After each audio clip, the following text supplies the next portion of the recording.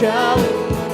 పరలోకము నుండి వెలుగున వచ్చి మార్గము చూపితివి. చీకటి నుండి వెలుగునకు నన్ను నడిపించావు. చేతులది ఓ